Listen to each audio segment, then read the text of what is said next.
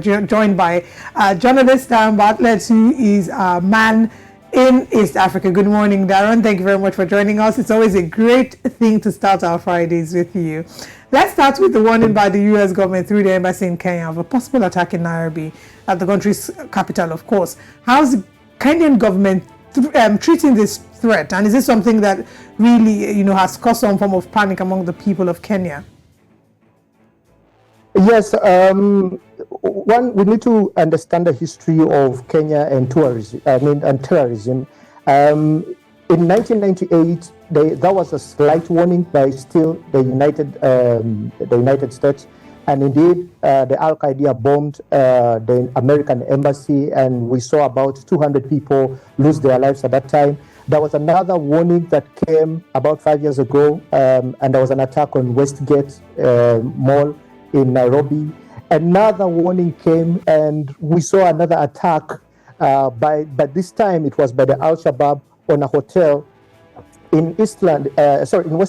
So it's this time Kenya is not taking some of these warnings lightly, because the American embassy, every time they have made such warnings, it's just a matter of time. An attack has always happened. So Meg Whiteman came out yesterday and passed that information and say, I actually warned American citizens wherever they are to stay away from crowded places like malls, tax parks, and bars and restaurants and some hotels, so that they even shared some numbers that could help the American citizens. But that warning also went to the Kenyan citizens and warned them to stay away from some places, because they have intelligence that there's a group that is planning on attacking people in Kenya. When you look at the history of how Americans have always warned East Africans, even in Uganda, the last attack, the twin attack that saw several people lose their lives, the American embassy warned the Ugandans. The American embassy warned Tanzanians just last month. And we've not yet seen any reaction, though some governments come out and say, no, not to make people panic. They kind of deploy security here and there to curb any attack that could happen.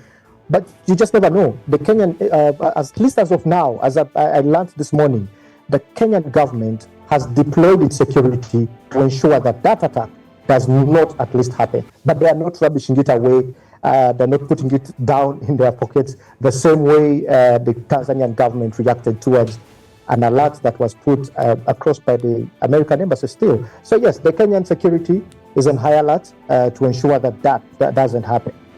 When you say the Kenyan government is going to do all it takes, to ensure it doesn't happen, that should be reassuring, to the people of Kenya. But I also want to get your assessment on how the Kenyan government, Kenyan security forces have been able to tackle the issue of terrorism over the years. Al-Shabaab still exists, even if it's not just in Kenya. But would you rate them highly enough, that they've been able to do, a pretty good job with curtailing attacks from the likes of Al-Shabaab? And another thing is, can you give some clarity as to what exactly Al-Shabaab's demands are? Are they simply just an offshoot of ISIS in East Africa, but there's no certainty as to what exactly they, what their motives are, basically? Look at Al-Shabaab as the ISIS, as Al-Qaeda, as Boko Haram, as the ADF, because they're also just a terrorist group. These are people who come and don't like. They come in so many forms, but most times they come in a religious direction. We cannot implement this education from the Western culture. And when you look at most countries in East Africa are predominantly Christian. So yes, they always come in. They don't have a particular motive, but just to cause fear and threat into different governments here within East Africa, because they've attacked almost all the countries in East Africa. However, when it comes to Kenya specifically, Kenya has its KDF, or even previously had the KDF in Somalia, and they always went after them. Now, usually the Al-Shabaab have always come in a name of revenge, or you have to leave Somalia and go back to your country. Why are you interfering with the affairs in Somalia?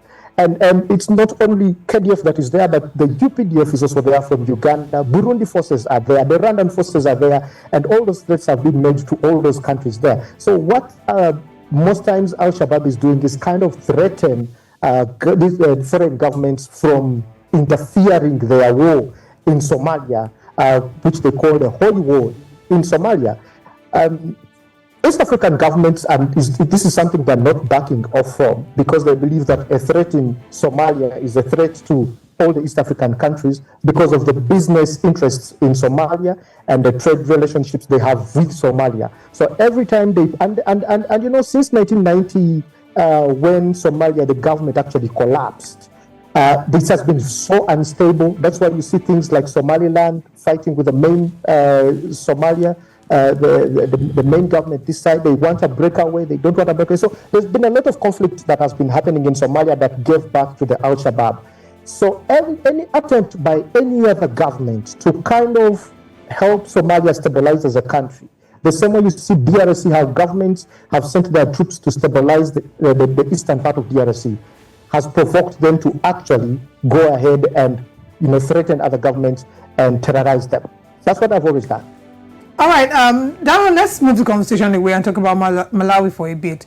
According to the World Health Organization, 1,200 people have unfortunately died of cholera, and this is the worst outbreak in the country. How is the nation coping, and what strategies would you say the country is putting in place to tackle this? Since 2022 March, when they reported an outbreak of cholera, they had not, you know, they had not announced it to become an epidemic. It was just any other outbreak of a disease. But we should remember that Malawi has had cholera back from 1998, but it has been seasonal, off and on, and not taking as many lives as it has done since 2022 in March.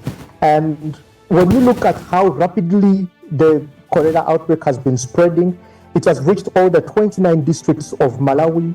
And we've seen 1,200 people lose their lives to cholera. Just last month in January, there was a rise of about 143% in terms of spreading of cholera. So the government is short on vaccines. And there are no, you know, the only strategy that would work here is to go to WHO and get vaccines, which is not there because the government has no money to buy these vaccines. So they've just come up with two major campaigns, you know, vaccinate those who they can reach with the little resources that are available. However, they are strongly spreading the information of hygiene, because cholera comes because of hygiene issues, boiled water, access to clean water, which the government is really trying. But don't forget that the seasons have changed. If someone told you that there are floods in Zambia in February, it is strange. And it's another country that has reported an outbreak of cholera. Other countries like Mozambique, just the same region, neighboring countries, even Tanzania itself, has reported some cases of cholera, including Burundi. Including basically the whole region that has that neighboring Malawi.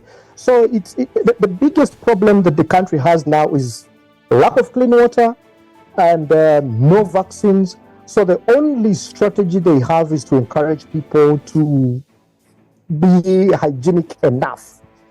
There's no really solution that is crystal that is going to help Malawi overcome this. Otherwise, they're going to keep closing schools and opening schools, closing public places and opening some places just because of lack of water.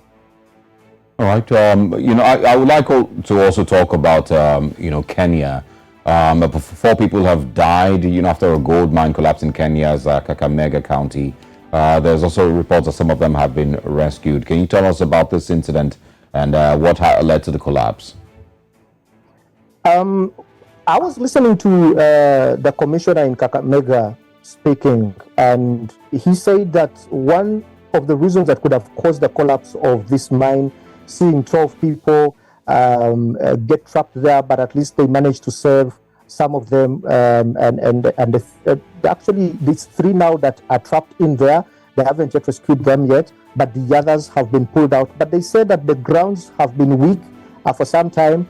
There's a tunnel that is down that they have been using to access or trying with hope actually to get some gold there. But the county commissioner says that they had never authorized these artisans to go and mine. And now that is a critical area to look at. And the key questions here that we ask is, for how long have they been doing this that they were not aware? And this is completely, to me, if you ask me, I would say this is a fault of the government. You are aware of a mine that is going on, that artisans are actually trying to get gold somewhere. However, you have not come out to put restrictions to this or arrest them or stop this vice. And he has quite good knowledge of the kind of soil, how much it has weakened due to the climate differences that are there now. And instead of closing the mine, they have let that mine continue happening. So yes, out of the 12, the 3 who are still trapped in there, but the 9 at least have been pulled out, some with minor injuries, some quite some grave injuries, and have been taken to the hospital for treatment. But now the most important question is the continuous collapse of mines in Kenya, and specifically Kakamega and the eastern part of Kenya. This is not the first one. In December, we had an 18-year-old boy who died in a mine. In November, there's another mine that collapsed and saw 2 people die. So it looks like it's a trend that is now going up. Mines are collapsing, and this should call the cabinet minister in charge of mines to come out and put some restrictions on them, or close those that they feel are weak and can no longer be safe for people, for artisans to go in down there to kind of mine. I think the best thing is to close. Otherwise, if we are reporting cases in November, you're reporting cases in December, you had 1 in January, and now in February you have 12 people who have sustained injuries from a mine that doesn't even look, if you look at the pictures, it's like a gambled place that they just try to hide in a bush, dig into somewhere and try to access gold from illegally. So yeah, they are trying to see that they rescue those, but the key questions have to be answered by the Kenyan government. I really hope that the Kenyan government is accountable, realizes that they owe accountability to the people of Kenya, and we get some answers to these questions. Thank you so much, Daron Bartlett, for joining us. Do enjoy the rest of your weekend. Enjoy your weekend too.